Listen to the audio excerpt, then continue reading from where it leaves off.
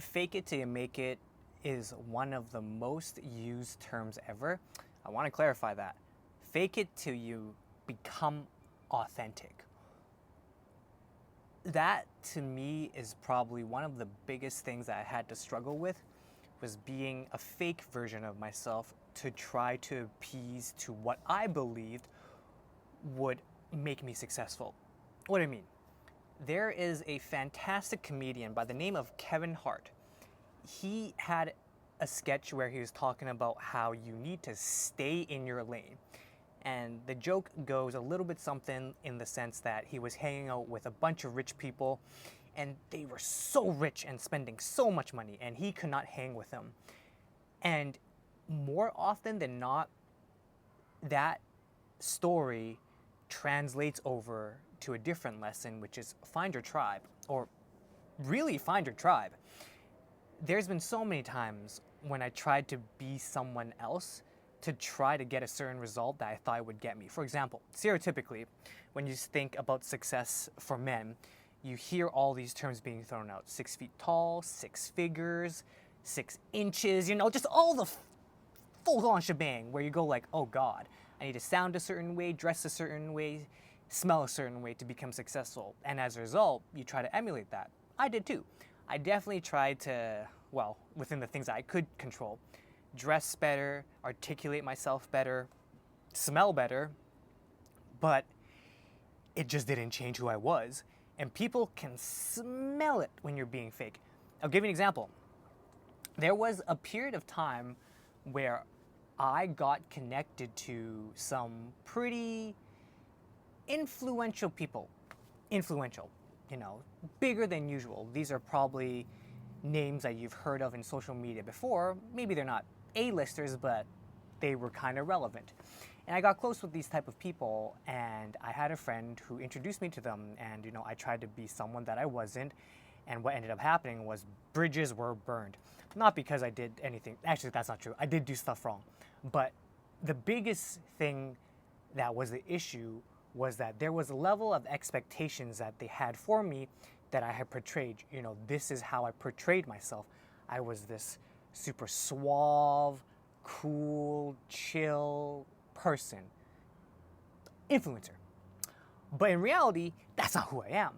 I am very much a aggressive, tactless, blunt, in-your-face kind of person. Don't care about the results. And as you can see, huge discrepancy. Don't get me wrong, I'm not trying to go out there and be an asshole, but I definitely have a way with words. And I remember so clearly that with one of those interactions where my friend introduced me to a new friend group, I led off with a story. Not exactly led off with it, but in our very first interaction with this female friend of my friend, I talked about how when I first met my girlfriend's parents, it was over the phone because my girlfriend's parents are not from here. They're not local. You gotta take a plane to fly out to meet them. And my first interaction with them, and here's the thing, they're Chinese. In my first interaction with them, I told them flat to their face, somewhat jokingly, but in Cantonese, that if they ever die, I'll take half the money, I'll take half the assets. And in traditional Chinese culture, that's a big fat no-no. You don't do that. But I, being the complete smooth-brained monkey that I am, decided to lead with that because number one, I thought it was a joke. Number two, I thought it'd be funny. And number three, it was pretty early on in the relationship where if the parents aren't gonna like me, the parents aren't gonna like me. I'm not gonna try to give off a good impression because a little background about my parents and I don't have the best relationship with my parents during when I had that conversation with my girlfriend's parents. So I didn't care about parents, not really. So I decided to self-implode that as fast as I could. And you might be saying, am I still dating the girl? Is she still with me? Yes, but I can tell you there was definitely some difficult conversations that my girlfriend had to have with her parents after that first interactions. Needless to say, I basically tell you this person, this friend of a friend of my friend, that this story completely derails the conversation.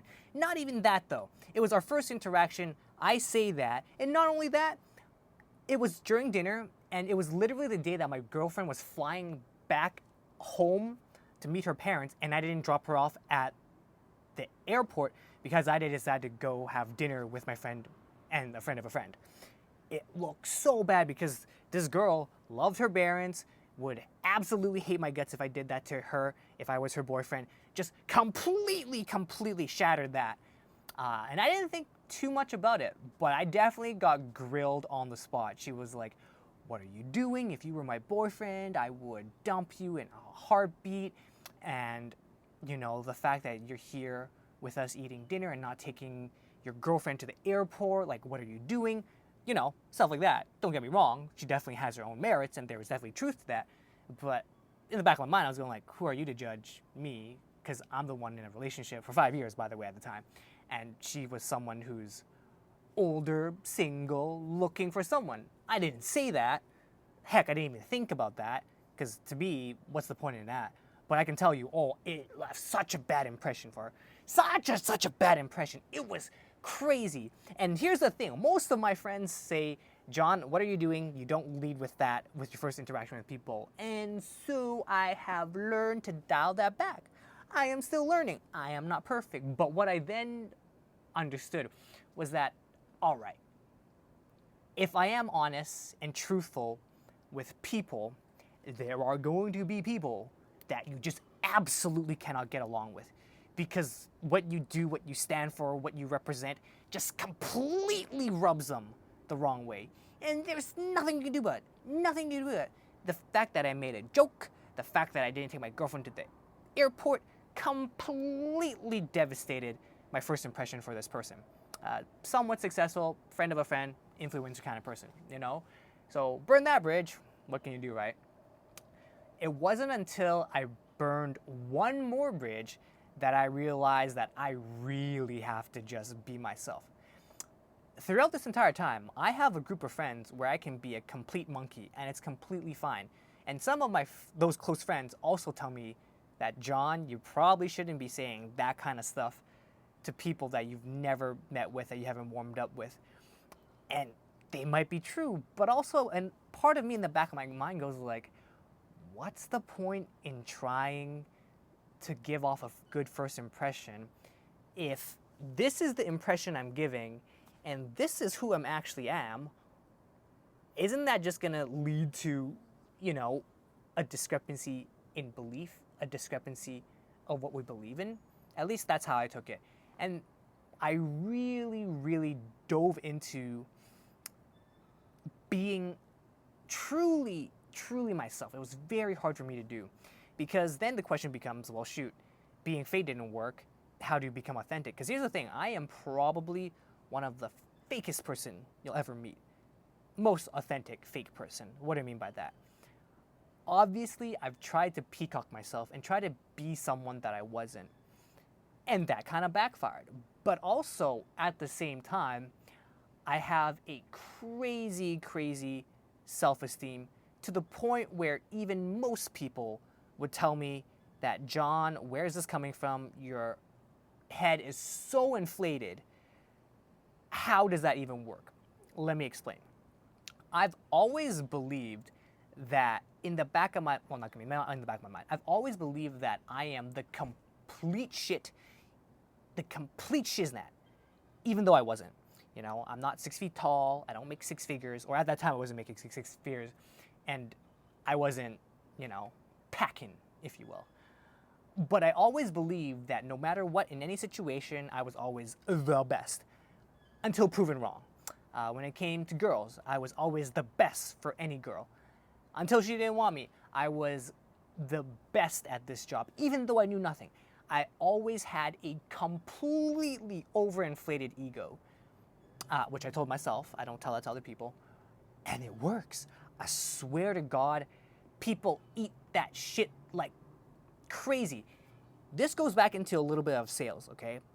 People don't buy logically, they really do buy emotionally. It is absolutely insane. To give you an example, okay? This is literally an example that happens with me. There was a period of time where I was someone who had literally zero to no marketing experience. Nada. Zippo. And you see some courses online, SMMA, and you join a course and they said they'll teach you how to do SMMA. Great, right? And I started just trying to get into an industry, and I picked the wedding industry. I had a friend that works as a wedding planner, so I could ask her questions about the industry, see if there was a service that I could offer a wedding planner or people in the wedding industry for their social media content creation or whatever. And just a TLDR, my background, I'm a Twitch streamer, so I understand content creation. I'm just lazy, so never had any success with YouTube, just was really good at Twitch. Anyways, fast forward, asked my friend that questions about the wedding industry, see if there's a way I can enter into the wedding industry with my service with either SMMA or other stuff, and I just couldn't get it because specifically with her, wedding event planning, they have an in-house social media marketer. What they do is very creative. I can't fit in there. Nothing I could do would fit in there, which is fine. But what ends up happening is 2 weeks later, I bump into her physically in person, and because I'm working an event, and we say hi, we exchange greetings, and at the end of the event, there's a lot of extra food, and we just give her a lot of extra food. Not a big deal, right? It's gonna go to waste anyways. Fast forward another week or so, she then messages me and tells me that, hey, John, there's this guy who's a wedding photographer who needs someone to help him with his social media. You should reach out to him. So I do that. Turns out that guy has multiple businesses, runs a very successful wedding photography business. He just doesn't have time to post social media. Me, being the guy like I am, because I've done Twitch content, I was like, hell yeah, I could do it for you.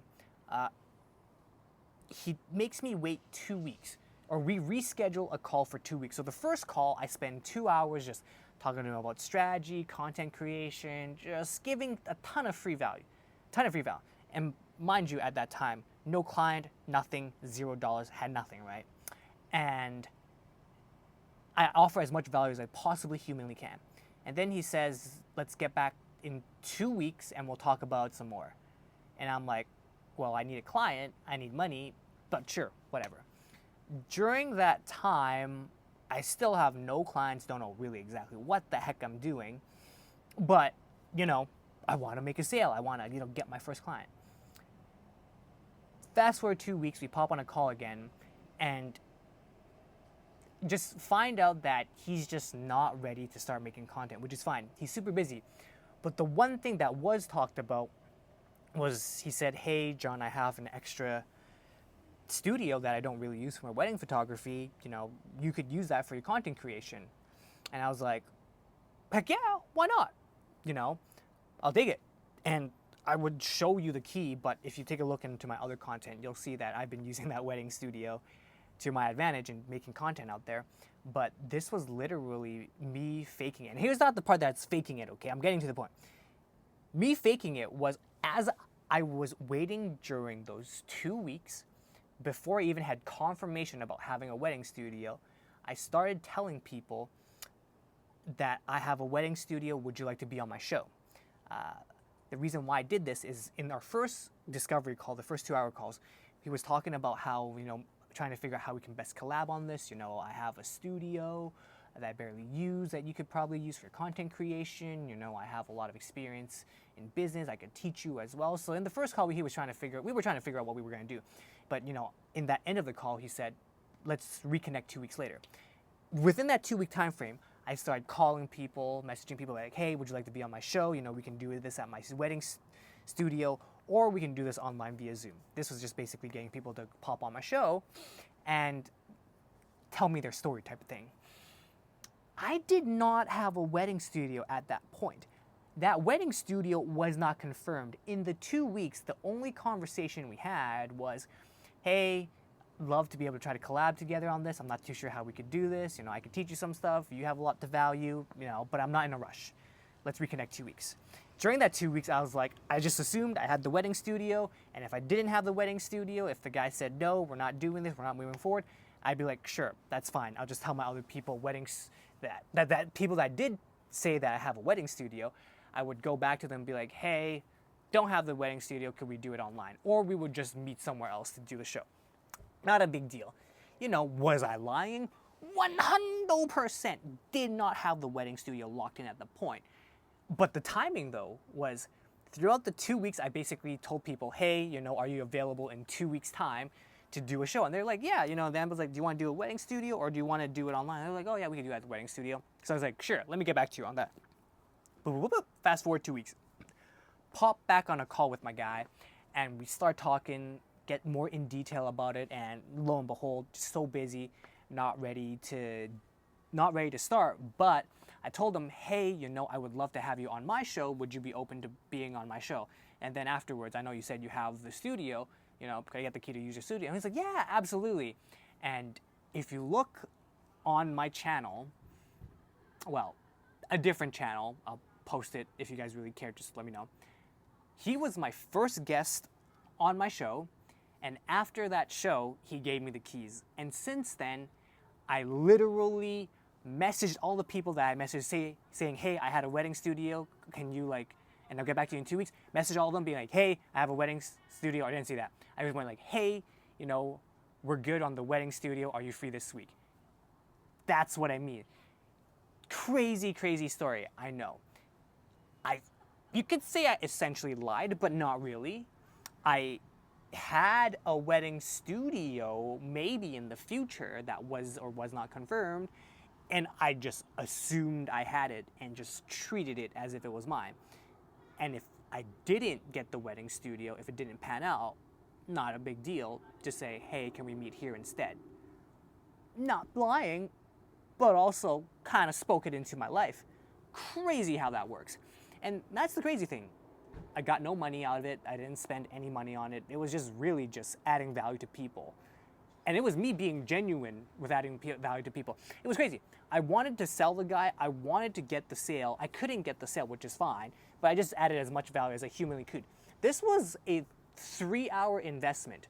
2 hours on the first call, 1 hour on the second call. And then I did another hour when I met in person to grab the keys from him and do the show. It was literally 4 hours worth of work. And what ended up happening was I essentially get to use a wedding studio to film my content. Who the heck does that? A wedding studio is absolutely insane.